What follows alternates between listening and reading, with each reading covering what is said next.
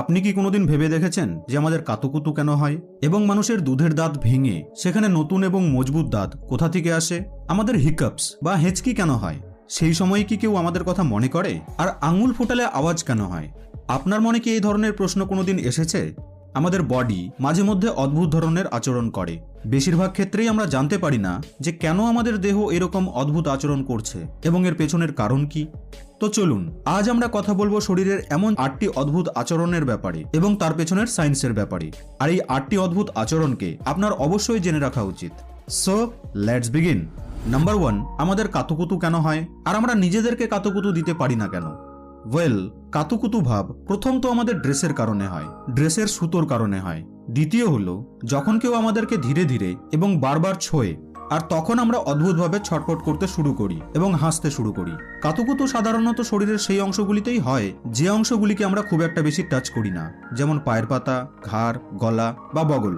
যখন কেউ আমাদেরকে কাতুকুতু দেয় তখন শরীরের সেই অংশটি আমাদের ব্রেনের সেরেবেলাম নামের অংশে সিগন্যাল দেয়, আর আমাদের ব্রেন মনে করে যে কাতুকুতু দেওয়া জিনিসটি বা ব্যক্তিটি আমাদের জন্য বিপজ্জনক, যার কারণে আপনার শরীর সেটিকে সরানোর এবং নিজেকে বাঁচানোর চেষ্টা করে।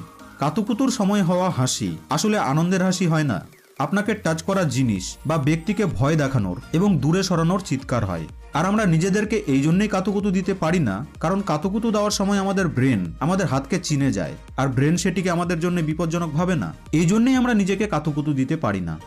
নাম্বার 2, মানুষের শৈশবের দাঁত মানে দুধের দাঁত ভেঙে সেখানে নতুন এবং মজবুত দাঁত কেন এবং কোথা থেকে আসে? বেবি টিথ বা দুধের দাঁত জন্মের আগে থেকেই আমাদের মধ্যে থাকে। জন্মের কয়েক মাস পর ধীরে ধীরে দাঁত মাড়ির বাইরে বেরিয়ে আসতে শুরু করে। প্রথম দাঁতগুলি ছোট ছোট এবং সংখ্যায় অনেক কম থাকে। এই দাঁতগুলি শিশুকে বলতে এবং নরম খাবারকে খাওয়ার জন্য সাহায্য করে এবং আপনার স্থায়ী ও মজবুত দাঁতকে গজানোর জায়গা বানানোর কাজ করে। কিন্তু প্রশ্ন হলো যে নতুন মজবুত দাঁতগুলি মুখে আসে কোথা থেকে? অ্যাকচুয়ালি আপনার মুখে আগে থেকেই টুথ সেলস থাকে। টুথ সেলসগুলি আপনার বয়স বাড়ার সাথে সাথে মজবুত হয়ে আপনার দাঁতের আকারে বেরিয়ে আসে। মানুষের এই দাঁত কেবলমাত্র একবারই গজায়, কিন্তু আপনি কি জানেন যে একটি কুমির সম্পূর্ণ জীবনে প্রায় 50 বার তার দাঁতকে বদলায়?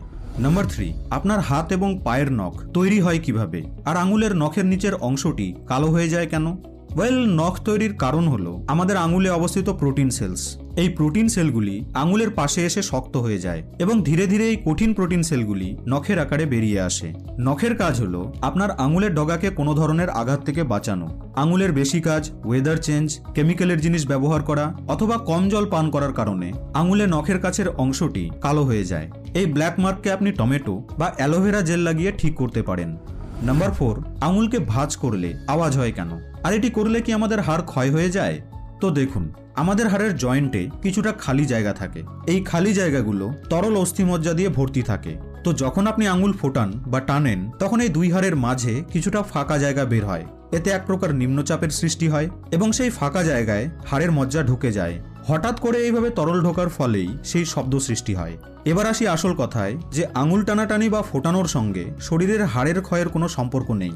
আঙুল ফোটানোর অভ্যাস অনেক বিস্তৃত। যদি ক্ষতিকারকই হতো তাহলে এ নিয়ে অনেক রিপোর্টই পাওয়া যেত।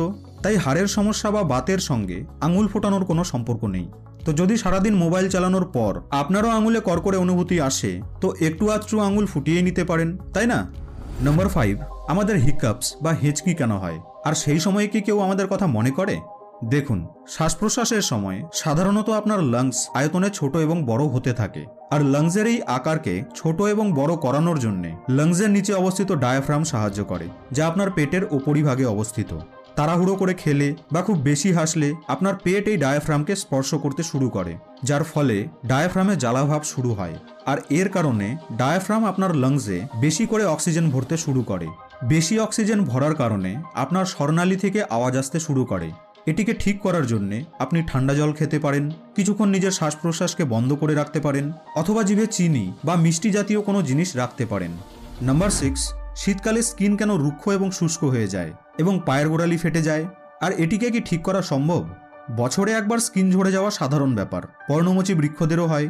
এই প্রক্রিয়ায় আপনার বডি পুরনো এবং ডেড স্কিনগুলিকে ঝরিয়ে দিয়ে নতুন স্কিনকে তৈরি করে। কোনো কেমিক্যালের সংস্পর্শে এলে, বেশি শুকিয়ে যাওয়ার কারণে বা স্কিনে অ্যালার্জির কারণে বেশি এবং শীঘ্রই স্কিন ঝরতে শুরু করে। আর ঠান্ডায় আপনার পায়ের গোড়ালি ফাটার কারণও হলো আপনার এই শুকনো স্কিন। পায়ের সব থেকে নিচের স্কিন আমাদের শরীরের সব থেকে কঠিন স্কিন হয়। শীতকালে জল এবং ধুলোবালি লাগার কারণে এবং বারবার শুকিয়ে যাওয়ার কারণে এই শক্ত স্কিন আপনার দেহের চাপের কারণে ফাটতে শুরু করে। এটিকে ঠিক করা খুবই ইজি। এই সময় পায়ের এই অংশটি ময়েশ্চার চায়, তো ময়েশ্চারাইজার ক্রিম বা গরম জল আপনার এই সমস্যাকে ঠিক করে দেয়। গরম জল দিয়ে পা ধুলে আপনার পায়ের স্কিন নরম হবে এবং ময়েশ্চারাইজার ক্রিম বা তেল দিয়েও আপনার পা নরম হবে, যার ফলে ধীরে ধীরে আপনার পায়ের ফাটা স্কিন ঝরে নতুন স্কিন বেরিয়ে আসবে। নাম্বার 7, জ্বরকালীন আমাদের শরীরে উষ্ণতা বা গরম কোথা থেকে আসে এবং ঠান্ডায় আমাদের শরীর কাঁপতে শুরু করে কেন? জ্বরের সময় আপনার সম্পূর্ণ শরীর যে গরম হয়ে যায়, এর পেছনে আপনার শরীরের ভেতরে চলে বিশাল যুদ্ধ, মানে বডিতে চলার রিয়াকশনস। আশেপাশের এনভায়রনমেন্ট চেঞ্জ হওয়ার কারণে বা ঠান্ডার কারণে বহু ধরনের ভাইরাস এবং ব্যাকটেরিয়া পরিবেশে ভেসে বেড়ায়। খাদ্য, জল এবং বাতাসের মাধ্যমে এই ভাইরাস এবং ব্যাকটেরিয়াগুলি আপনার শরীরে প্রবেশ করে। আর এই ডেডলি ভাইরাস এবং ব্যাকটেরিয়া থেকে বাঁচানোর জন্য আপনার শরীরের ইমিউন সিস্টেম এই জীবাণুগুলির সাথে লড়াই করতে শুরু করে। এই কারণেই আপনি টায়ার্ড ফিল করেন এবং আপনার শরীর গরম হতে শুরু করে। শরীরের এই উষ্ণতা জীবাণুকে মারার কাজ করে। আপনি কি জানেন যে ডক্টরদের হিসেবে সামান্য জ্বর হলে ওষুধ খাওয়া উচিত নয়, কারণ ওষুধ লাইক প্যারাসিটামল আপনার শরীরকে ফোর্সফুলি ঠান্ডা করার চেষ্টা করে। এই কেসে আপনি জুস বা আদা বা শিউলি ফুলের পাতার রস করে খেতে পারেন এবং রেস্ট করতে পারেন, এতেও আপনার জ্বর ভালো হয়ে যাবে। নাম্বার 8, জলকে মুখ উঁচু করে পান করলে কেন আমরা বেশি পরিমাণে জল পান করতে পারি, আর এইভাবে জল পান করলে কি আমাদের শরীরে কোনো ক্ষতি হয়? দেখুন বন্ধু, খাবার বা জলকে খাওয়ার সময় কিছুক্ষণের জন্য সেই খাদ্য বা জল আমাদের মুখে থাকে, যেখানে আমাদের মুখের সালাইভা খাবার ও জলের সাথে মিশে যায়। আর এই সালাইভা খাদ্যে বা জলে অবস্থিত ব্যাকটেরিয়াকে মেরে ফেলে, কিন্তু সালাইভার কারণে খাদ্য বা জল কিছুটা গাঢ় হয়ে যায়, যার কারণে আমাদের পেট শীঘ্রই ভরে যায়। কিন্তু মুখ উঁচু করে জল খেলে জল মুখের মধ্যে কিছুক্ষণ থাকার সময় পায় না, যার কারণে জলে অবস্থিত ব্যাকটেরিয়া সরাসরি পেটে চলে যায়, যার কারণে আমাদের গ্যাস বা বদহজমের মতো সমস্যা হতে পারে। ডক্টরসও বলে যে জলকে গ্লাস বা বোতলে মুখ লাগিয়ে আস্তে আস্তে পান করা উচিত।